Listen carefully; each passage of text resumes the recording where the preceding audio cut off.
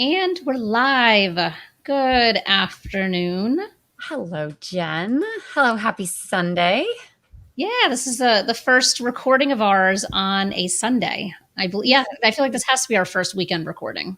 I think it is. I think it is. And we hope, I don't know if anybody's out there, but hey, if you're online cleaning up your LinkedIn inbox or whatever we're doing, we're happy to join you and see you all. And yeah, like it's Father's Day. We just celebrated, commemorated Juneteenth yesterday. So it was like, and it's Pride, of course. So there's just a lot happening always in June. It's a celebratory month.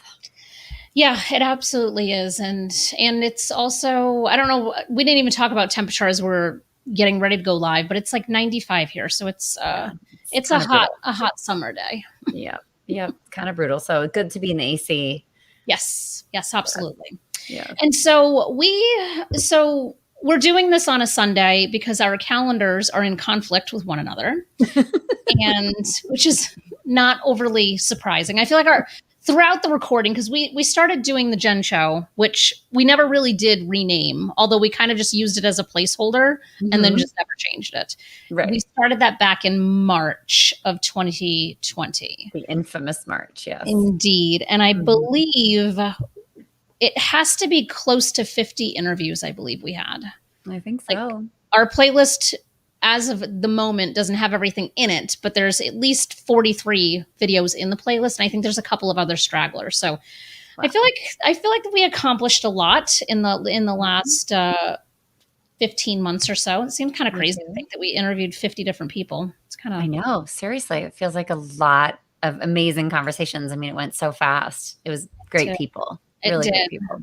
And I remember, so the way we started, let me just pull up. It was, our first conversation was leading inclusive and virtual teams in this new reality. So that was the spark of why we even started talking, because it was you, me, and Eduardo Placer. We were chatting, I believe, and talking about leading virtual teams. And you and I were like, yeah, we've been doing this well before we were being forced to. And so that seemed to be, once we did that, then we had a number of people saying like, you should go live again. And then that's when we had Eduardo come on that second week. Right. And it's just really been, we just kept on going without even really thinking about what we were doing for the last 15 months. Because we share so many, we're the most Venn diagrammy two people. Oh my God. The intersections of our worlds there are so many of them, and we draw on the same pool, but also brought like different people from our individual networks together. And I know I have followed up with a bunch of people you brought on, on a personal level. So I've added them to my network, and I hope the same has been true for you. But it's just been really cool to keep an eye on conscious entrepreneurship this past year. I mean, it's been, not that it's never not been relevant, but particularly relevant this past year when we're trying to literally like reinvent the world of work and know that like there's so many things that have to be changed and addressed and done differently and rethought.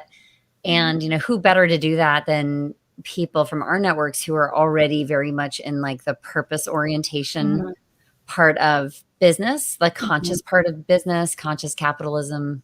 I don't know what I think about capitalism as a system, but, our conversations were talking about how I suppose whatever we build as entrepreneurs can be a part of positive change, right? We can literally be like developing the script for what it's going to look like in the future. And I feel like a lot of us have been, because when you step into entrepreneurship, you kind of have to build something, new and unique and true to you. And if you come from the LGBTQ community, which both of us do, or you're a huge ally, which a lot of our guests were and are, that's always really top of mind. And so you end up building a different kind of business. And I think there's such clues in that about like, well, where's the world headed? Where's the world of business going?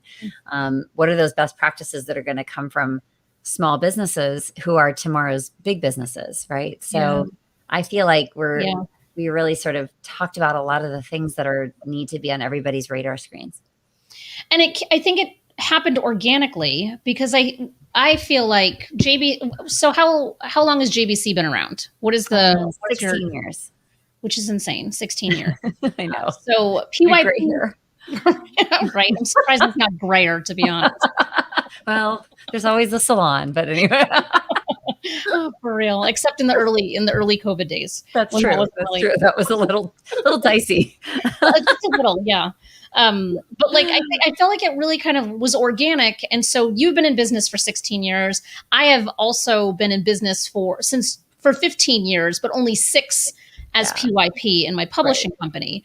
And I feel like for me, I consciously went into starting up the structure of Publisher Purpose intentionally with conscious entrepreneurship in mind. And I feel like JBC feels very similar, even if it wasn't even a term that was being used 16 years ago. It was not. I remember reading early books. My first blush with conscious entrepreneurship was books written by, like, for example, that CEO of Whole Foods, before it was acquired by Amazon, but like way early, trying like different, like Patagonia, REI. When you just think about companies that were really, I think, early to the conversation. Yeah. And then of course, Aaron Hurst's work on purpose, and he still has a company called Imperative. And I remember meeting them over a decade ago and thinking, there's this whole other movement going on that I want to be a part of. But funny enough, that world wasn't talking about DEI at all, which is what my focus is. But eventually we were going to get there, right? Eventually these roads were going to intersect. And, Jen, you have really embedded DEI principles into what you've built from the very beginning. So, and that's always easier, right? To build all these things in from the beginning rather than retrofitting. So, it is really cool that you did that from the start. And I think that accounts for so much of how timely your business model and your product, so to speak, which is your authors and their amazing books, like how it's really meeting the moment so beautifully. Yeah. Yeah. And I think it's just, I don't know, it's when you focus on purpose and people and impact and passion and all of those things, then when you have that embedded into your business from the get-go, then you can support and amplify other voices. And I feel fortunate that that is my business model, where my job is to amplify the voices of others, not my own. It's just I'm the one behind the scenes helping others get kind of front and center, and then they can go off and have a bigger impact, and they can fulfill their purpose, which then continues this whole undercurrent of conscious entrepreneurship that I feel like there's many entrepreneurs who've always been there in terms of like this conscious capitalism side of things, again, regardless of how we feel about the word capitalism. But it's always been there, but now there's just so much bigger of a movement because, like you were saying, like the early pioneers and all of this, which I think Patagonia is absolutely kind of high on that list of pioneers. But now I think for us, what's super exciting is that we have had at least 50 conversations with people over the last 15 months. And what we noticed is that there has been a very, very common thread throughout many of those conversations, because I feel like it was probably the rare outliers, if I'm not mistaken, of people who weren't entrepreneurs. And those who weren't technically an entrepreneur still were kind of like the intrapreneur within the organization that they might be leading. That seems fair, right? Yeah, I think that's very true. I mean, I'm looking at there were so many highlights, just to pick a few. Maisa Akbar wrote a book on Beyond Allies, Jen. Beyond Allies. And Maisa and I discovered each other's work, which was so sort of in parallel and simpatico through the Jen show, and to discover someone that came from such a different world than I did, but we're sort of, our roads are converging in terms of the conversations we want to have on allyship. And she's like deep into studying trauma. And I believe, she has a practice around that. And I'm of course a consultant, but we met, and then I brought her on my podcast, and I have felt, blessed, and it's been additive to have her book and read her thought leadership. Maisa was amazing. Candace Waterman, we share originally from the world of supplier diversity, where we all, Candace was always in that community. And for those of you who don't know, Jen and I are both certified as diverse owned businesses. Jen, you're WeBank certified also. Yeah. Right? So we're woman-owned and LGBT-owned with the two different organizations that do that respectively. And Candace is just an enormous ally in that mix, and works for WIP now, Women is it Women in Public Policy? Women impacting public policy. Impacting public policy. Yeah. So Candace was an amazing one. Heather, who runs Certify My Company, is somebody who helps companies get certified and really encourages that connection to be made between underrepresented founders and the companies that want to meet us. And that building that bridge of, making it easier, making it more enticing to get certified, just sort of basically like, stoking the fire for the connections and business ultimately and dollars to be spent with our community of underrepresented founders. So that's like enormous. And she's just a hoot anyway. That was really fun. It's always a good time, which she'll appreciate us saying. Yes. Heather Cox, Certify My Company. We had Eileen Scully on, who's an expert on women in the workplace, which of course I have also spoken to her on my podcast, and she runs Rising Tides and is just also a huge ally. So especially in this Pride Month, Jen, I'm also thinking we had a lot of LGBTQ identified guests and we had a lot of incredible allies join us too, that you and I know are tried and true and have been there in these conversations before they were cool. That's what I've taken to saying lately is the last year has made like this whole DEI thing, somehow cool, but it definitely was not we know it's cool. Of course it's always been cool, but it was not like the place to be for years. And, and yet Jen and I and others still kept showing up and showing up and showing up for years and years and years. And it was so special. And I think we've known it's so special. And we sort of kept it to ourselves a little bit. And now it's like the doors have blown off and, which is great, which is just exactly how it should be. And it should have been a long time ago. Yeah, it's just been a long time coming. You know what's interesting? Yeah. So I took Friday off to pre-celebrate my birthday with a friend who was going to be gone for my actual birthday, which is next Saturday. And so we went shopping, which I'm not a shopper. Jen, you know this. No, so for I feel like many reasons why we get along. It's just, we have no reason to be mindlessly wandering into stores. No. But anyway, we went shopping and I was so, in one breath, I'm like, okay, there's so many more companies showing up for Pride Month.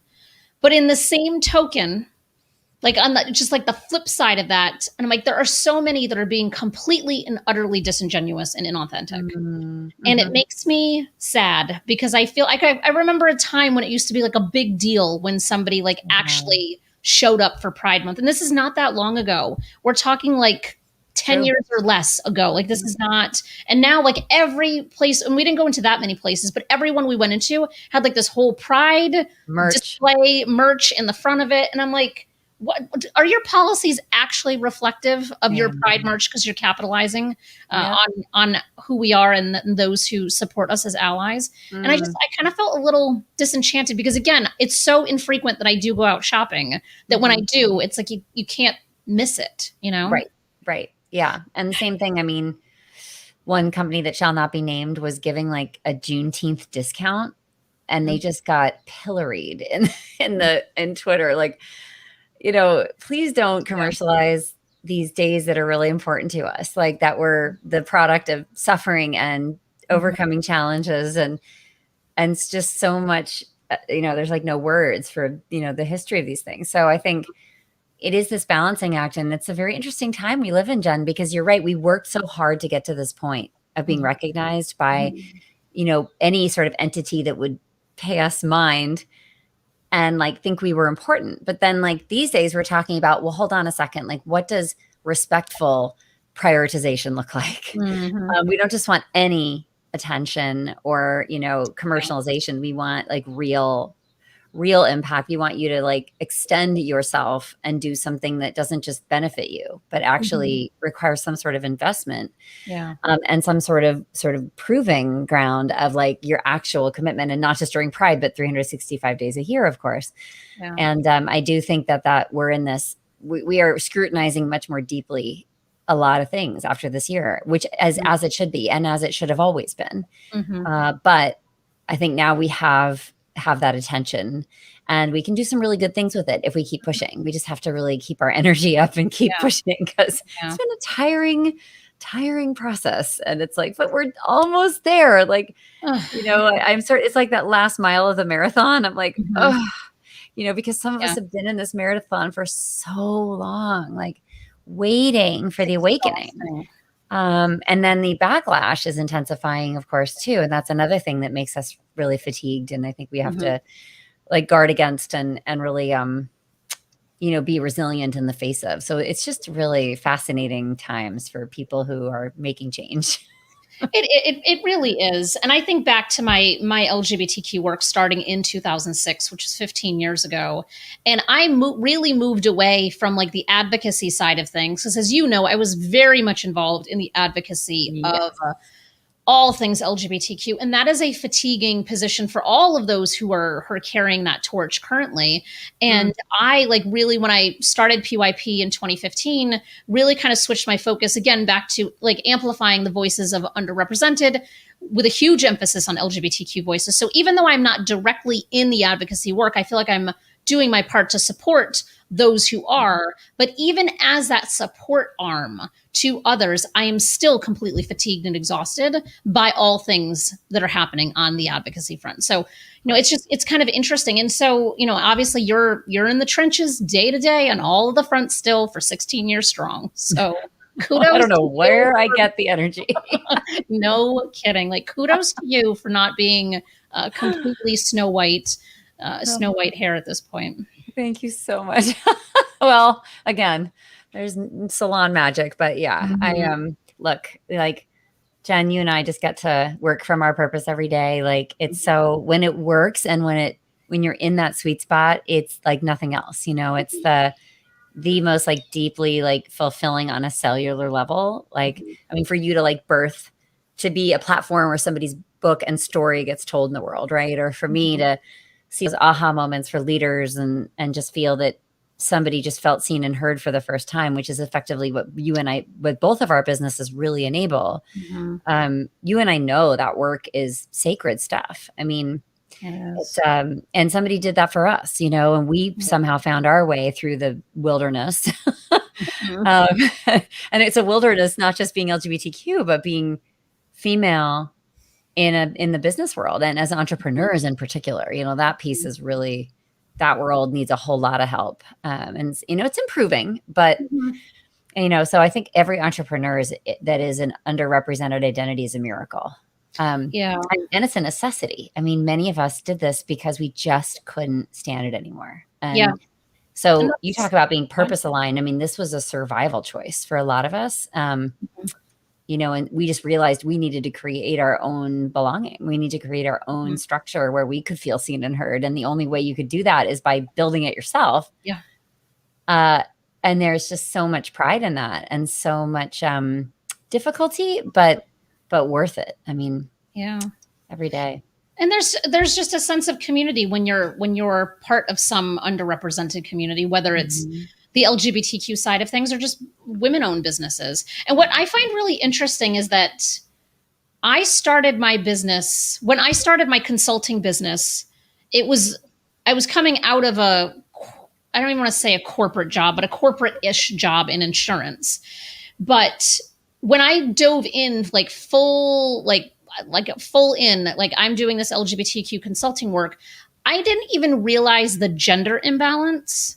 Because I feel like in the LGBTQ space, there's so much more balance between just a better gender balance. And so it's not until I was outside of those LGBTQ settings and I was just, at a random networking event in Hartford that I'd be like, oh, like I am one of 3 women and there's 65 people in this room.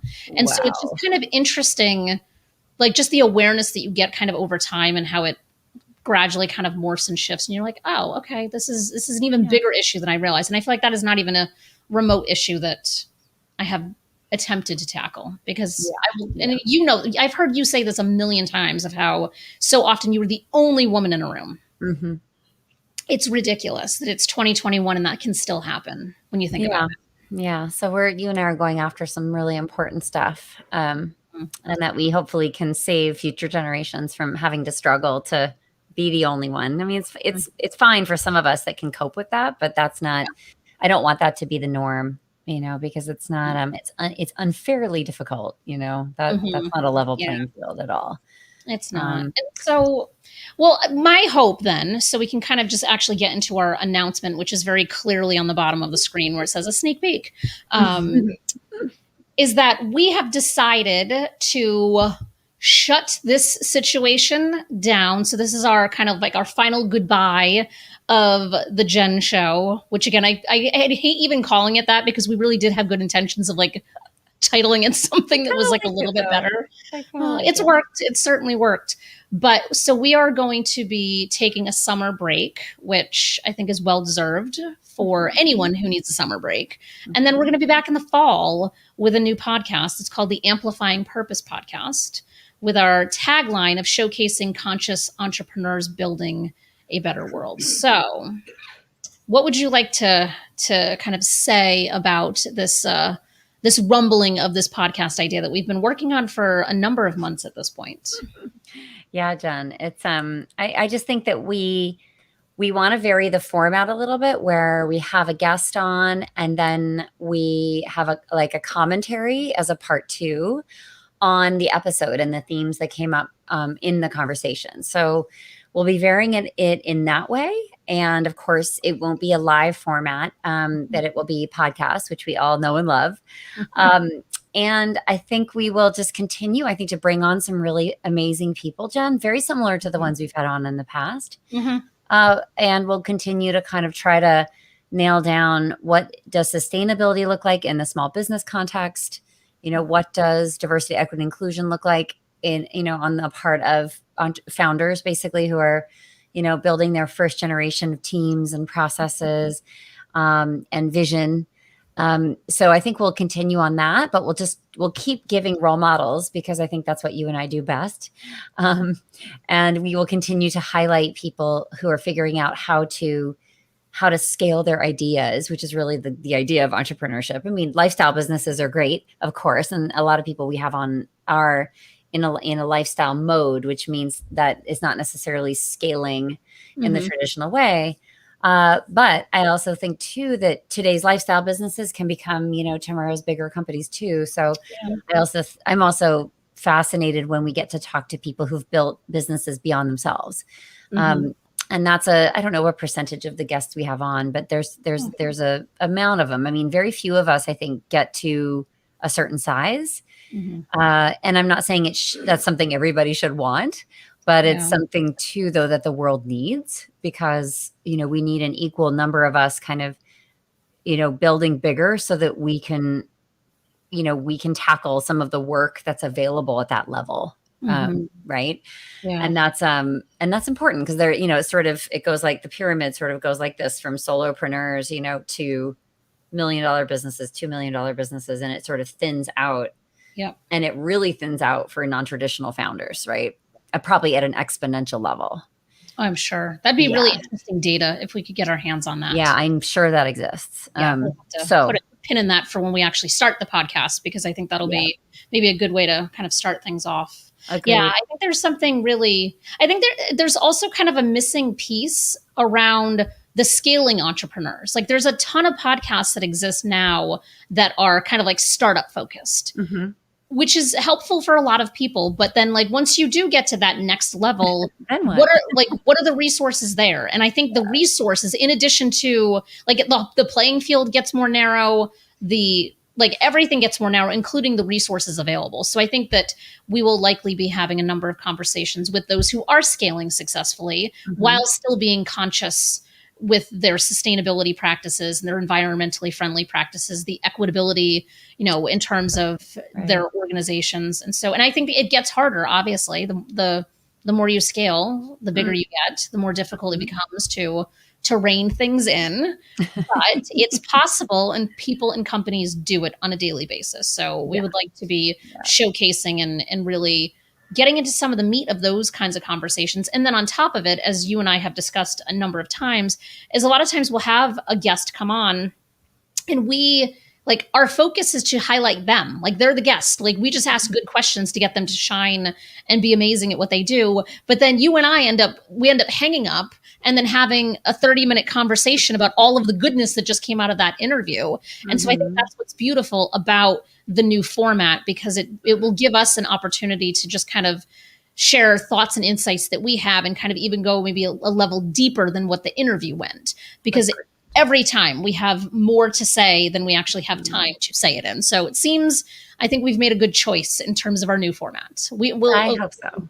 Yet to be seen, but on the surface, it feels like a good choice. Sure, people will let us know. Yes. You just gave me a great like tagline idea. It's scaling with soul. How do we scale businesses and maintain that core commitment to, conscious business? And those are not at all mutually exclusive. But like I said earlier, and I know we know, Jen, that we may need to build a different playbook for that, right? It's something it's probably not common for a reason, but we have to make it common. So that's part of our goal then. Yeah. So can people send ideas for guests, Jen? I wonder if we have a mechanism to do that. I would love nothing more than for that to happen. Really I would say if we can have folks, I just want to confirm the email address before I say it out loud. But I do believe we have an email address that is the Amplifying Purpose podcast at gmail.com. I say that, but I'm not 100% that is accurate. Okay, so I can add it into the comments after the fact, maybe. Yes. Yeah, because I think it would be great, fantastic to have folks be able to, to send us their thoughts and ideas of like who would be a good guest. And, because there's a lot of really good people out there that we don't know yet. And it is the Amplifying Purpose podcast at Gmail. And so if you want to nominate yourself, you want to nominate somebody else that would be a good guest. Because right now we are taking the summer off, but we got a lot of planning to do over the summer. So we don't have our guest calendar completely nailed down yet. So we are open to suggestions. Yes, exactly. That's awesome. So, all right, Jen. So we've announced, we've sort of closed one chapter and we're taking a little breather and then coming back in the fall. And I really look forward to this. It's going to be great.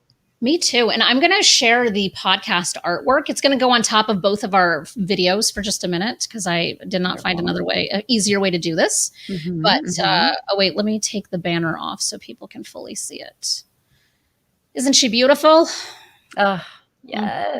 I think it looks great. I'm excited. Yes. So yes, we're taking a short hiatus, but we will be back, and I'm looking forward to it. It'll be nice to have a new format. I agree. I think it's going to be fabulous. I can't wait. I'm glad we're continuing, Jen. Yes. Always. Yes. Many iterations in our past together and many to go. It's been like a decade, and it just keeps evolving into different things. And, who knows what this will lead into. But if anyone wants to subscribe to the podcast now, we would absolutely love that. The link to subscribe is beneath this video that you're watching. And then there's also, or if you're listening to it on the podcast app itself, it's in the show notes, but definitely subscribe because then you'll be notified once we come out. So we're going to take this audio and actually put it into that stream. So that way, for folks who are just exploring kind of the show, they'll get at least a good idea of how this entire concept came to be, which is really what we just talked about unintentionally, which is even better. Yeah, totally. Beautiful. Thank you, right, Jen. It's so good to join you on a Sunday, and it feels very sort of apropos, sort of like a capstone on all of our many, the really year and 2 months, really, or 3 months that we've been doing this, but hopefully it's a signal of sort of a rebirth in the fall that feels like we're all in a more, I hope, optimistic place and, can really get to work and are coming out of this very difficult period. Although I know challenges are ahead. We are kind of coming, I think, we have come to milestones this, especially in the last couple of months on a health perspective and, a country and whatever. So, I think it's an exciting time to change up our format a bit and meet the fall with some new energy and sort of something that I hope is really inspirational and specifically helpful and also really concrete for people that listen to us. So I'm excited to explore that. Yeah. And I feel like the conclusion of this show is kind of like a time capsule. Like if we went back, honestly, for you and I, for nobody else's benefit, because I don't care about our mental health really, but like just for our own benefit, like we could probably track our own mental health just by watching the first couple of minutes of every show that we did for the last. I'm not sure I want to do that, but you're probably right. I have zero interest in doing that, but like, it's just kind of like, it kind of really is like a time capsule, which I think is kind of interesting. So it's important to bookend it by having this concluding episode as we just kind of prepare, like you said, with new energy for the fall. So I'm excited. I know we're working on some good stuff. And obviously you and I are all over social media all of the time. So it's not like they're going to miss us for the next couple of months because we'll be back. So we'll be back. Stay in touch with us, everybody. And, don't lose sight because we're always on the move. That is a good point. Yes. All right, Jen. Well, with that, we'll just conclude and we'll see each other in the fall. Sounds good great. Times. I can't wait. All right. Well, have a good rest of your weekend, and anyone watching also enjoy the rest of your weekends as well. Yes, everybody. Stay cool.